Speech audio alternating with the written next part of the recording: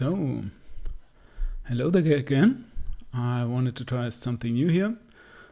Besides playing Hearthstone and Star Citizen and all the other games, I'm also a big World of Warcraft fan. Even though I'm not playing currently, I've played all the expansions back to vanilla, and I'm currently really interested in the new expansion, the Shadowlands expansion. And I'm following all the media that you can get there. And I thought it might be fun to make a little reactions video. We got a new Bellular video up here. I don't know if you know him. I mean, he's quite famous in the community. He's doing really great videos. And there's some lore speculation and lore information on the upcoming expansion. And as I'm a big lore nerd for World of Warcraft and really big fan of the stories behind there, I thought I might just watch it together with you. And maybe I'm going to pause and resume at some parts, have some thoughts of my own. And yeah, with that, I'm just going to start the video here. And I hope I'll enjoy it and you enjoy it as well with me together. Hey everyone, and welcome back to another Shadowlands lore video. It's time for something that is exciting. This is a big, confirmed lore theory that's got major implications that explains parts of both the Legion and BFA storylines. So strap in. So it's not just speculation this time. And man, as you see in this video, with all that's going on here, there's one lore revelation that's pretty damn clear to me, and that is that our sponsor, Skillshare, is available in the mob, and that the jailer is probably one of their subscribers. He's a pretty productive fellow. Real talk, right? I would imagine. Stuff done these days. I've been going half mental, stuck here on my own in the office. So today I've got a Skillshare pick that I think you'll find real handy. Now the first 500 of you to click down below will get 2 months of premium for free. Past that, it's only $10 a month. Now I'm going to recommend this productivity piece from Kevin Siskar. We're not going to skip this. How he breaks down different categories of mental attention for prioritization, and that's been a struggle for me with the alpha. Yeah, I know that feeling. It's been hard. This really helped me a bunch. I am sure it will help you as well now more than ever. So that's 2 months for free for the first 500 to click below. So check them out. And a big thanks to Skillshare for sticking with us, especially in these rather tricky times. With that, I'm just saying as a game designer that my Skillshare is playing video games. I mean, that's not totally true. There are also many stuff you should read up and really research, but at least I'm always saying I'm going to dig in my Steam library, especially now that we have to stay at home. That's the kind of research that really makes fun. But yeah, with this, let's get going here. First up, Huzala? What? Well, what? Muzala is the second troll lord of death worshipped by the Sand Fury trolls. References to him were first found on the Tablet of Thika in Zul'Farrak. That's way back. Vanilla.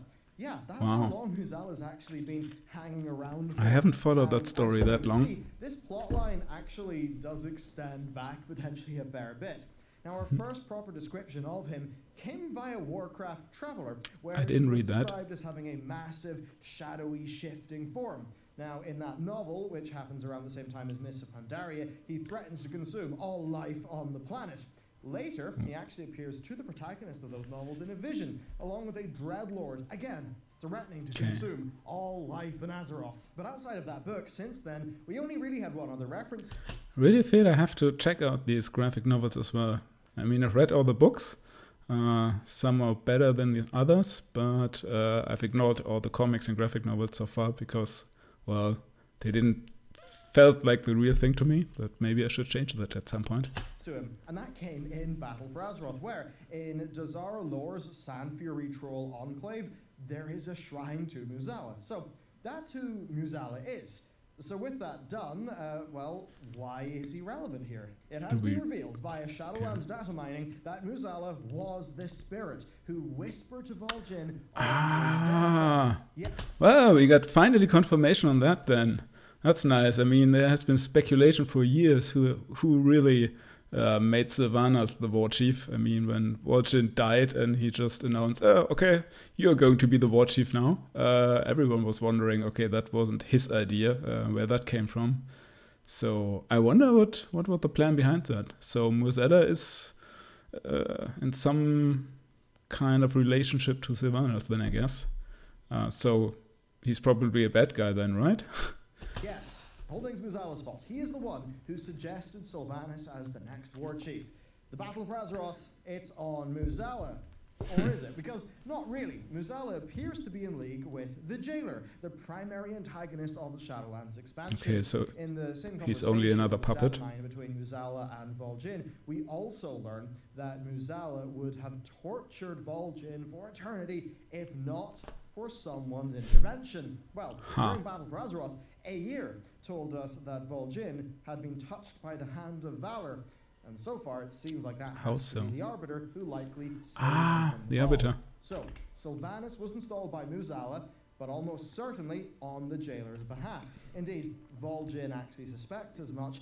So we got the power structure there, the Jailer is on top, then there's Muzala, then he told Vol'Jin, and I guess Sylvanas somewhere in between there. But I think she has a very important role to play. I mean, she's built up so strongly over the last expansion that she might actually be one of the most powerful beings right now, though she just lent that power from the Jailer, I figure.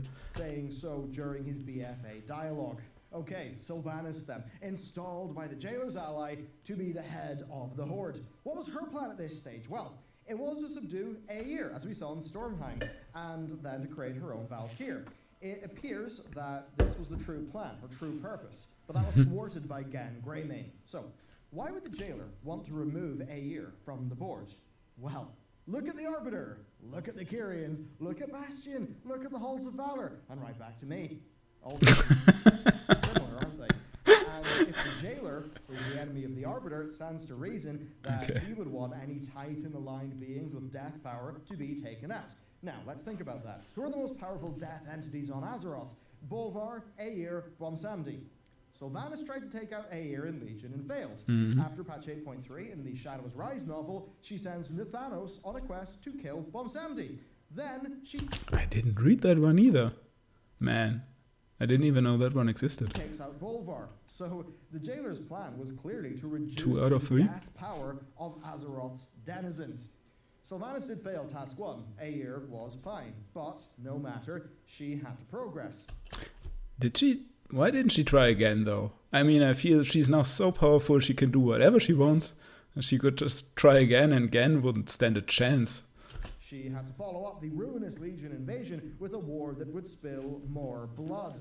Why? Well, let's talk about that. The way the thing should work is that when a being dies, their soul goes before the Arbiter in Oribos for judgment. She then sends them to the correct realm based on how they lived. And only on tremendously rare occasions would a being go to the Jailer's realm, the Maw. Something happened though. Souls, right? Along with all of their anima, they started being pulled into the Maw instead of going before the Arbiter.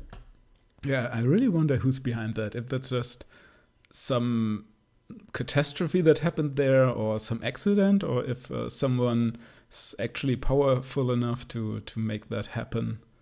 I mean, it's obviously that the Jailer is benefiting from it, but I'm not sure if he would be able to make a change at that extent. Well, what will this do? Number 1, it will provide the Maw with more anima. Now, anima is fuel. It fuels the constructs of Bastion, and I suspect it fuels the living armored troops of the Jailer. So, by doing this, by having the souls go to the Maw, the Jailer weakens his enemies and makes his own position stronger. When did this all start happening, though? Well, Uther is found in Bastion. Kel'Thas is found in Revendreth. When they die... Yeah, I mean, that's so great about the next expansion. You just get to see all those old guys from the lore again. Yeah, I mean, they all died at some point, but why not just bring them back for nostalgia reasons, right? I mean, you can still make a buck from them. Only thing is, I mean... I'm a little torn about all that Shadowlands lore stuff in that regard. I mean, on the one side, okay, it kind of makes sense, but I really hate it when they bring characters back from death over and over again. I mean, this time they are still dead, but if death doesn't really mean anything other than you go to a different realm, then there's the question, okay, do you even care about that so much? I mean, does it really make a difference? I'm sure people won't be able to see each other again or something like that, but I mean, now with that knowledge, I think there's way less at stake if you're just playing on Azeroth itself. Clearly things were working as they should, because that's where the Arbiter sent them. When Vol'Jin died, well, he seemed to have been destined for the Maw. He saw a glimpse of the other side, Bumsandi's death realm, where he should have went, but then he was whisked away somewhere else, to the Maw. For now, we can assume that this is definitely a point where the jailer and his crew had kicked off their plan in earnest. Working from inside the Maw, he orchestrated the breaking of the machine of death. Okay, so do we have proof of that? I mean, sure, he has the motive, but does he really have the means? Well, I mean, okay, he's the big bad guy for the next expansion, and the last one was an old god, and we defeated him, so I figure he must be at least as powerful, so might be very well possible, but you could ask yourself, why didn't he do that before? Then Muzala, via his connection to the trolls, installed Sylvanas, their mole in the world of the living, as leader of the Horde. Muzala was active sometime before that, though, as seen in Traveller Volume 1. Yes, who knew that a kid's book would herald the death of... Yeah, I didn't read that either. I mean, you really have to imagine that those are lore-important canon books here. If you see that picture, I wouldn't have figured that out, but, well... all life on Azeroth, because in that book he warns of the day where he will feast on all souls. Could that day be the jailer's endgame? Clearly Muzala was aware of it, and later Muzala appeared, as I said, in that vision, along with a Dreadlord, Revendreth, Nathrazim, Castle Nathraza.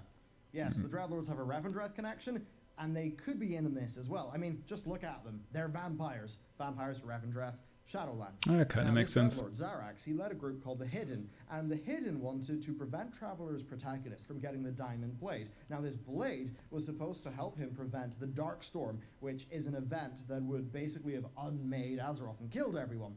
But the thing is, it's a Legion plot. Haven't heard of that. Hidden group are actually Legion affiliated, as is that Dreadlord. So what's going on here? Is that Legion Dreadlord actually tied to Revendreth and is working with Muzala and the Jailer, or is, say, Muzala just sort of there to use it out of convenience? I mean, certainly given the link between Revendreth and the Dreadlords, I wouldn't be half surprised. Now, if that Darkstorm event that the Hidden were working towards, if that had succeeded, what we do know is that all the souls, well, would have been going into the Shadowlands. And that means that if the Jailer had have kicked off his plan to break the machinery of death, then he would have got all the anima he would have needed.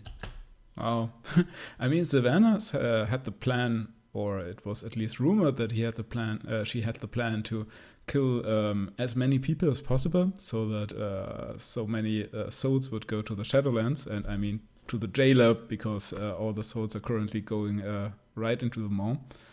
So that sounds quite similar. So there you go. There is a link. And if you need more evidence, well, much of this new lore came from Traveller Part 3. That was released last December, and it was written by the same author who wrote Shadows Rise, the Shadowlands prologue novel. Yeah, I'm going to get this one.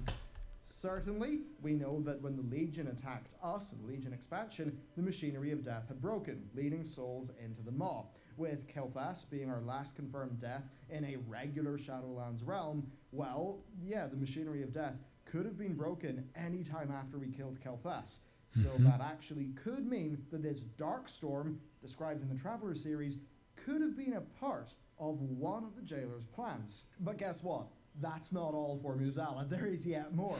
Data mining also tells us that he is taking Ardenweal's Loa, aka Life Gods. Now, it's unclear whether this means that he is stealing them away. So, I didn't even recognize that there are also Loas in Shadowlands. To me, they were tied to the, I don't know, to the living world. I mean, besides Blomzandi. I mean, there were all these animal wild gods, so I figured that they were connected directly to the wildlife of Azeroth. So that's interesting. Away from Ardenweald, or if they are just being redirected from where they should go, Oribos, then Ardenweald, just to the Maw upon death. Well, okay, it's about the Loa that died. Is quite a fellow, and you might think, wow, that's a lot of links. But guess what? We've got another one for you. Yeah, I mean, we've already seen that Hakar will have a comeback. And he's a Loa as well. He looks really awesome. I'm really looking forward to meet him again and defeat him again. Gorak Tul, The Drust have their Shadowlands realm, Thros, the Blighted Land. Now, Lady Waycrest let Goraktul into our world, kicking off what we see in the Drustvar storyline of Battle for Azeroth. Now, Goraktul exploited Waycrest's grief over her dead husband to strike up a deal that led to, well, the Drust being in our realm. Now, when he's there, what is Goraktul's goal? Well, I felt that the Drust were just a little bit too much. We have all this death-connected stuff. We have the undead, we have the death lower, we have death magic, we have Sylvanas and everything on that part. We have the Scourge and whatnot. And then we got another undead kind of faction there going on. I mean, they look cool, they're interesting, but their history is also quite recent. They were just, as far as I know, introduced in Battle for Azeroth, so it feels a little bit much and unnecessary to me, but I mean, I don't really mind. There's two. Number one, seek vengeance for his people who are in the past were wiped out by the Kultirans. Secondly, though, it could be that he was also in on the Jailer's plot. I mean, BFA is when Sylvanas was directly working with the Jailer, right? Attempting to make as bloody a war as she could. And Sylvanas' plans were going well, right up until Jaina wiped the floor with her in Dazara lore. Oh, yes, she did. Though, because Jaina was exiled to Thros by her own mother, who at the time was under Ashvane's influence. Now, this is big because Lady Ashvane was a servant of Ashara. Sylvanas later broke Ashvane out of prison, so Sylvanas is sort of kind of... That's not convoluted at all, that storyline. ...ally banished her greatest enemy to a death realm, where the leader of that realm, Goraktul, would have killed her. If that had have happened, then the Alliance would have lost one of their strongest leaders. Ashvane would have been in control. The Kultirans would not have had their fleet, and the Horde probably would have won the Battle for Azeroth there and then. The Alliance Of course, prevailed. We know that Sylvanas then, if she had the upper hand, would have blight-bombed Stormwind and other population centres, soft targets. The death toll would have been absolutely massive. And that all would have sent souls to the mob. Yeah, that's just what I said before. before. There is another potential Muzala link, because some of the description of Muzala could be read, right, to be in line with the description of the Shadowlands spirit that Odin saw, right? Now, here's the deal. Okay. What did Odin do? He traded his eye with that Shadowlands spirit so that he could peer into the Shadowlands, and that is what led to the Odin type of Valkyr. So it could actually be that that Shadowlands spirit was Muzala. And if that is the case, then certainly there are more implications there. Now, think about it. Okay, now we're getting really into speculation, I think. But About it, right? Look at Odin. Look at the Halls of Valor. Look at Bastion. yeah, I mean, those Then are you kinda Titan look at the connected. Jailer, you look at the Arbiter, and you're like, is the Jailer some sort of fallen Titan, like maybe a fallen Titan? Maybe? Is he some sort of Well, he's not bizarre, Argus. fallen Titan aligned thing? Does he have a beef with the Titans? Is that why he'd really want to wipe out the Arbiter? That's also kind of weird. So if he's some kind of fallen Titan and he's heavily connected to death, you wonder, do we need another Titan of death, or wasn't Argus enough?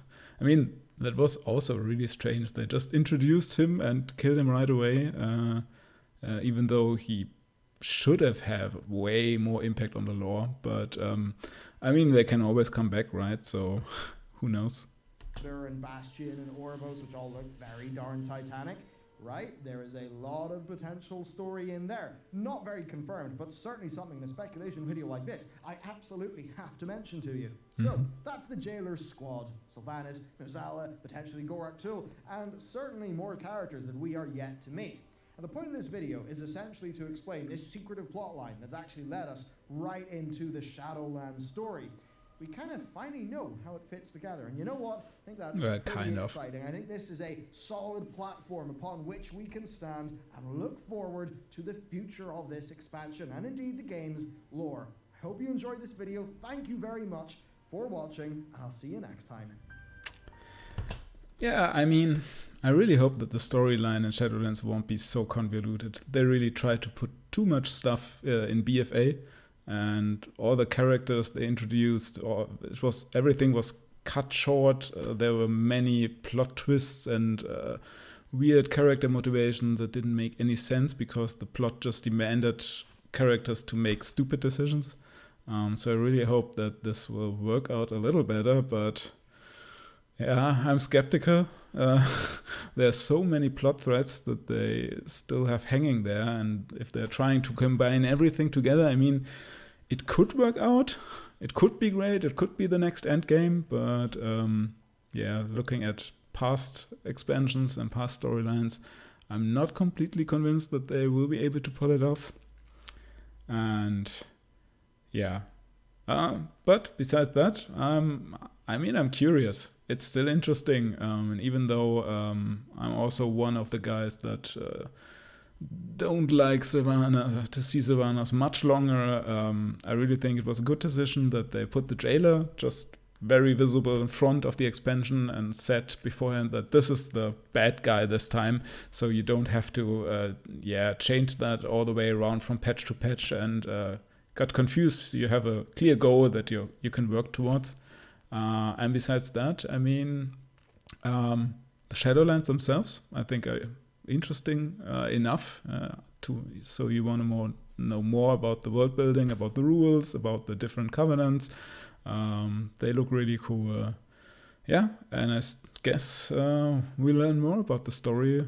Well, when the game's out or when the beta's there, or maybe if there's more data mining or more stuff released on the alpha. And with that, I say thanks for stopping by, and I hope to see you back again soon. And maybe if you want, you could tell me if you want to play Shadowlands, if you're interested in more World of Warcraft content besides that. And with that, see ya.